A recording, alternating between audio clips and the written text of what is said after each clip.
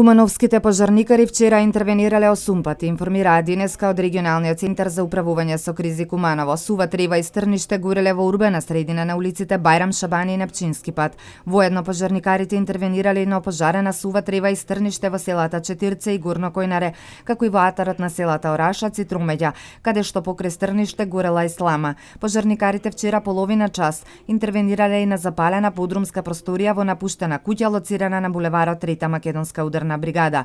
На улицата Ѓуро Пуцар околу Пладне горел електричен столб Бандера кој е изгаснат во 12 часот и 55 минути. Кумановските пожарникари интервенирале и на пожар во Липковското село Лукаре.